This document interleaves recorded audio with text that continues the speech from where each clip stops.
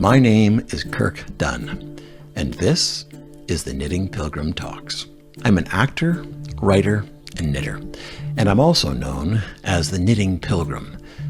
I earned that title because in 2003, I was awarded an Ontario Arts Council Chalmers grant to knit stitched glass, an installation of 3 large panels designed in the style of stained glass windows, which look at the commonalities and the conflicts between the 3 Abrahamic faiths, Judaism, Christianity, and Islam. They took me 15 years to knit. And when the project was complete, my wife Claire and I wrote a play called The Knitting Pilgrim about my experience knitting stitched glass and my research into interfaith relations. One thing that wasn't covered in the play was the meaning behind the imagery in the knitted panels. So, this series explores each section in conversation because, ultimately, the project is about having conversations with empathy and curiosity about how we understand and sometimes misunderstand each other. Welcome to the Knitting Pilgrim Talks.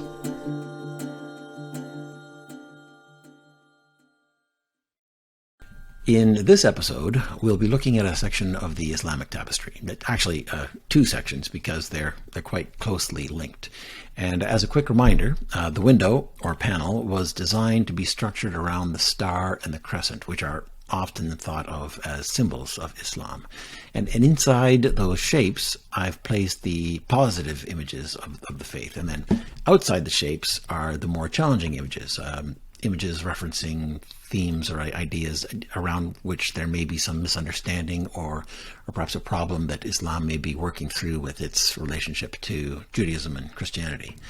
And today's section can be found at the lower tip of the crescent in the bottom right-hand corner of the window.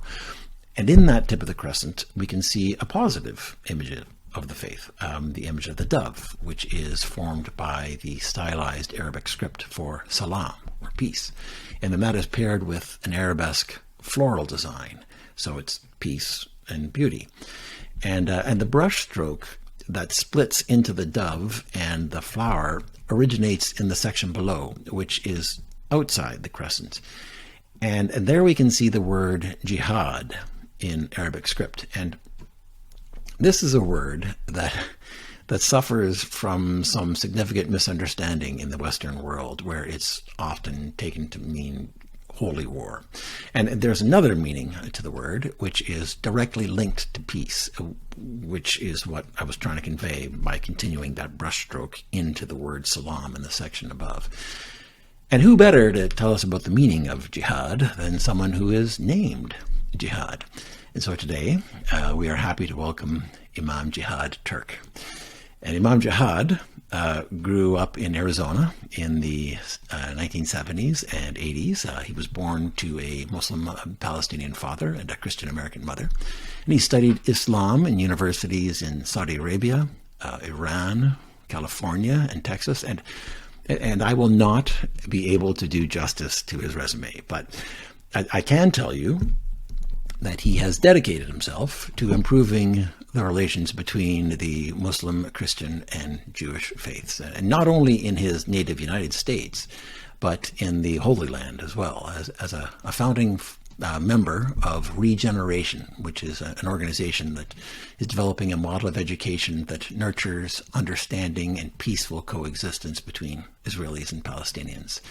He is a sought-after consultant and speaker who has been tapped by the White House and the State Department to represent the American Muslim community internationally, and he has won numerous awards for his religious leadership. And perhaps most impressive, he is the founding president and dean of Bayan Islamic Graduate School, a preeminent Muslim institution of higher education which offers an authentic understanding of the faith for modern times. And we are incredibly fortunate to welcome him here today. Imam Jihad, welcome to the Knitting Pilgrim Talks. Thank you so much for having me. And with that long introduction, I think that takes up all of our time. So thank you very much for joining. Well, there was so much to say about you. I had to get as much as I could in there. You have a fantastic story about your name and your father's insistence that it be honored when you were growing up. Can you share that story with us? Yeah, I oftentimes introduce myself as an American kid from Arizona, given the name Jihad in 1971 before it was commonly misunderstood, I would say, in society or even known. And so, growing up playing AYSO soccer, starting at the age of 5 and 6, my teammates started calling me Jay for short. In Arizona in the 70s, there wasn't a lot of diversity. You were either black, white, or Mexican, and people didn't quite know what to make of me. They just thought I had an exotic Mexican name. So Jihad, maybe. But, my teammates called me Jay. And so when the roster came out, I think when I was in my second or third year, my father saw the roster and it was spelled my name Jay Turk. And so he didn't go to all my games. He was always working, but he came to some of them. And that weekend, he came to my game with copies in hand where he had crossed out the name Jay and wrote in Jihad. And he went and he passed it out on the sideline to the other parents. And I was so embarrassed, as a little kid, just trying to fit in. He said, I said, Dad, what are you doing? He said, no, your name has a good meaning. It means the struggle to do the right thing. And it might be unusual for people to say or take a little bit of extra effort, but it's worth it. And, I've always gone by Jihad ever since then and tried to live up to the idea of struggling to do the right thing. That's a great story. And it sounds incredibly painful for a 5 or 6 year old to go through that, but that's fantastic. So most of us in the Western North America, we know jihad as holy war. How did that happen? Where did that come from? Well, I would say that war is not holy, but the expression, I think, comes from the Catholic doctrine and the Crusades, right? So you had this holy war against Islam and Muslims.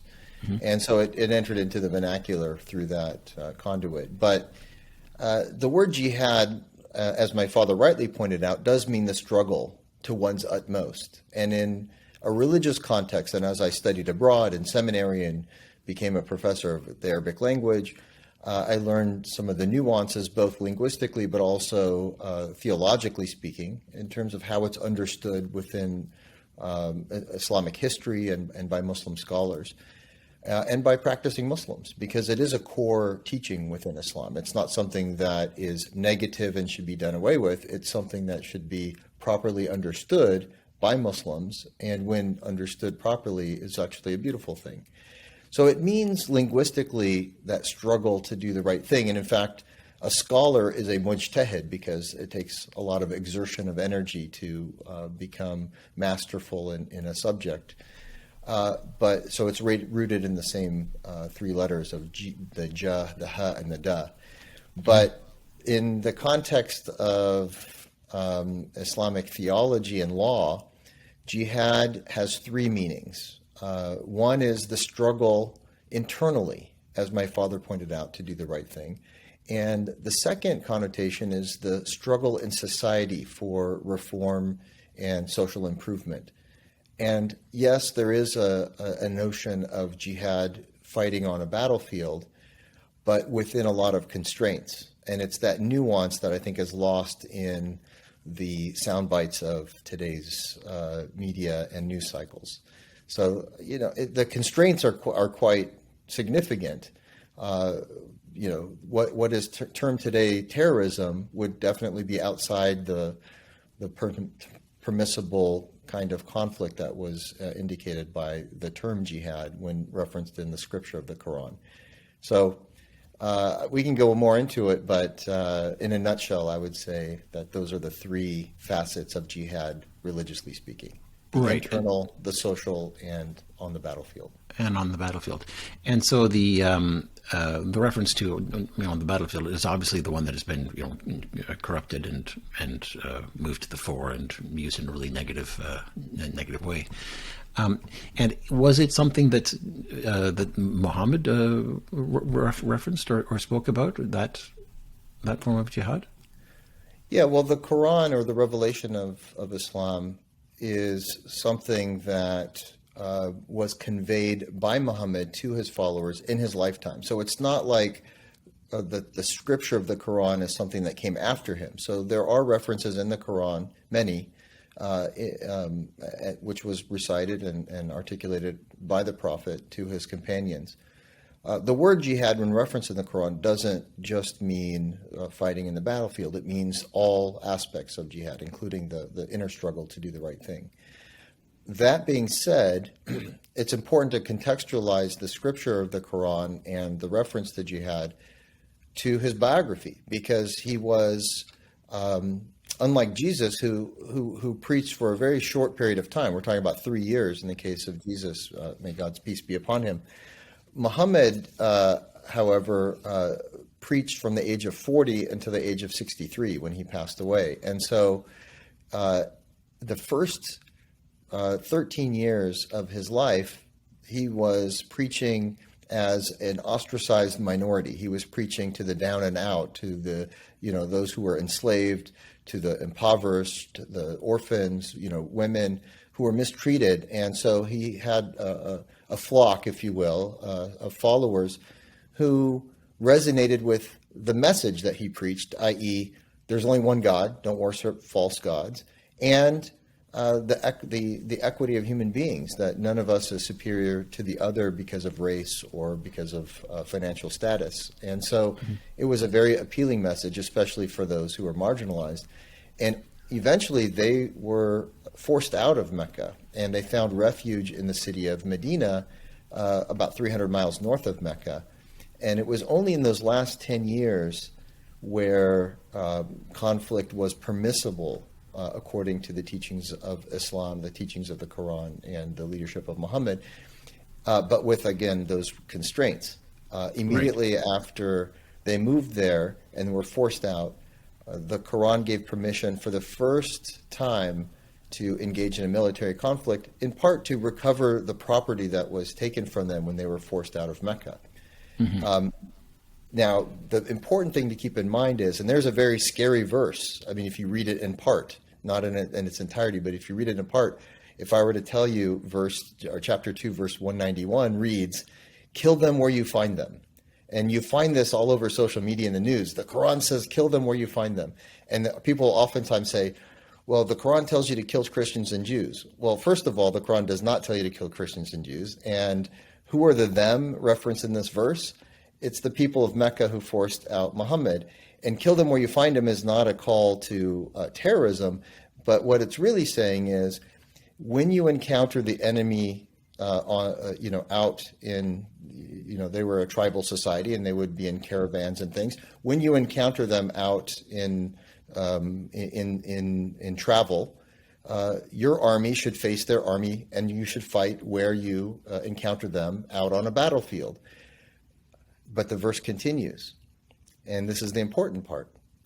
The verse continues on to say, fight against those who have fought against you and have expelled you from your homes, but do not transgress. God does not love those who transgress. And if your enemy is inclined towards peace, you have to make peace. And so the them that they're talking about are pagan Arabs of Mecca, of the Quraysh tribe. It's not talking about Christians and Jews, and it's not an open license to commit acts of violence. It's a very contextualized verse that someone could pluck out of the context of the Quran and use it to scare people. Muslims can also do that to try and justify acts of violence that are unjustifiable, religiously speaking, and maybe convince those who are religiously illiterate in doing so, but it's really not an authentic teaching of the Quran or a representation of the spirit of the Prophet. Because, and I'll say this in conclusion, when the opportunity presented itself, just after a couple of conflicts, maybe I think there were 3 major sort of confrontations between his community and the community from Mecca and a few other communities or tribes that were brought into the fight. The Prophet took the higher road, donned the garb of pilgrimage, and moved on Mecca unarmed. to make the pilgrimage, and they were confronted by the Quraysh, and they tried to get them to engage in hostile conflict and fighting. But Muhammad took the higher road, and he said, let's have a peace agreement. And so, after much consternation, the Quraysh entered into a 10-year peace agreement that was much to the advantage of the Quraysh and against the Muslims. And his companions, companions of Muhammad, were very frustrated. They said, "Why would you agree to such a lopsided peace agreement that is clearly not in our favor?"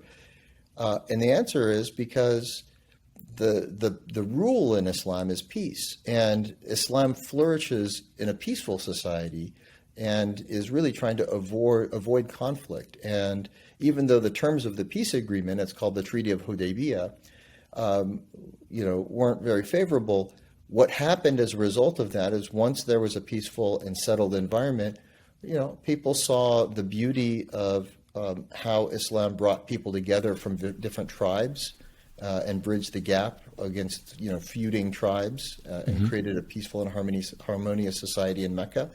And the number of Muslims from not just Mecca, but from around Arabia grew significantly. And it wasn't until many years later when the Meccans broke the Treaty of Hudaybiyah that Muhammad raised an army of 10,000 people, marched on Mecca, and then declared an amnesty and didn't shed any blood in the conquering of Mecca, and gave reprieve to everybody who had fought against him in the previous conflicts. So I think that sort of characterizes the spirit of Muhammad and the teachings of conflict in the Quran, and is not what is portrayed either in the media, in certain media outlets, or something that is you hear promoted by some violence mongers amongst Muslims in extreme sects or teachings or groups like ISIS and Al Qaeda.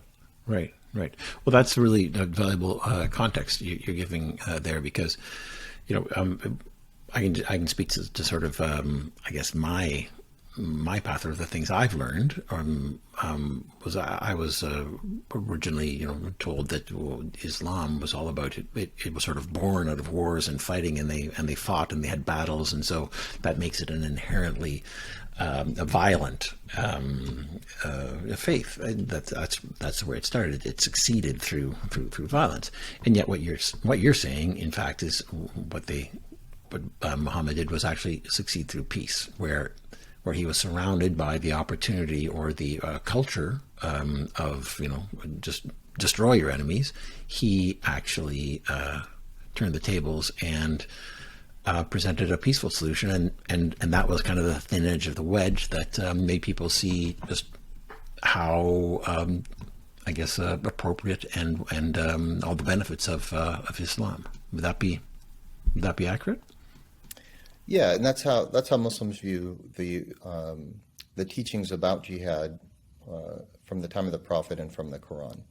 Now, when he passed away, by the time he passed, he had united for the first time in its history all of the various tribes of Arabia in the Arabian Peninsula. And after he died, then Muslims sent envoys to the neighboring civilizations. There were two major world powers at the times: the Persian power, the Sassanid Empire, and the Byzantine or the Roman Empire. And they were received, some of them with hostility, and conflict did ensue between the now unified Arab tribes of Arabia, who were Muslim now, and the neighbors to the north, one to the northeast, the Sassanid, and those to the northwest, the Byzantine. Islam did spread within 900 years, all the way from China to Spain, conquering Spain by the year 711, or starting to conquer Spain by the year 711. And so once Islam spread to those lands, however, this is probably the most significant statistic. I mean, just put this in context. Islam conquered nearby Egypt, what's now Egypt, and what is now Syria, the greater Syrian or Sham area. Majority of those populations were Christian, Coptic Christian in Egypt, and various kinds of Christianity in the Holy Land. those populations remained majority Christian for over 400 years. And to this day, still about 10% of Egypt is Christian, and that was the case in Syria before the most recent conflicts that arose there in Syria. But it was only over, and this is 1,400 years ago that Islam spread there. So it was only over a slow period of conversion and intermarriage, etc., that the population slowly transformed to a majority Muslim population, and it wasn't by force. So the assumption is, yes, Islam conquered those territories. They must have also converted everybody by force. And with rare exception in Islamic history, there has been a great tolerance and preservation of the various religious communities under Islamic rule. In fact, there are many treaties to that effect that you can find when you research the early conquering era of Omar ibn al-Khattab, for example. And the Church of the Holy Sepulchre is still there in Jerusalem, and under, again, over 1,300 years of rule by the Muslim community. If Islam was as intolerant as it's perceived to be in the media, how is it that all of these great churches would survive? And also the Jewish community that had been excluded by the Christians was welcomed back into Jerusalem by the Muslim rulers. So, it's just a very different picture that you perceive when you study what actually happened in history, and it's much more tolerant, and there's a lot more coexistence than you would imagine from the media today. Yeah, that is fascinating. It's and yeah, that's a great reminder of just how essential peace is to Islam. In fact, there is the greeting, which is the standard Muslim greeting is Assalamu alaikum. Yes, and that means peace be with you. Is that correct? Yeah, and this is a cognate. Arabic is a Semitic language like Hebrew and Aramaic. Those who are familiar with Jesus know that Aramaic is the language that he spoke, and so they're all three Semitic languages, and they share cognates. Allah is the Arabic for God. Elohim is how God is said in Hebrew, and there's a similar cognate in Aramaic, although I don't know what it is. I've read it, but I'm not as familiar with Aramaic as I am with Arabic and Hebrew.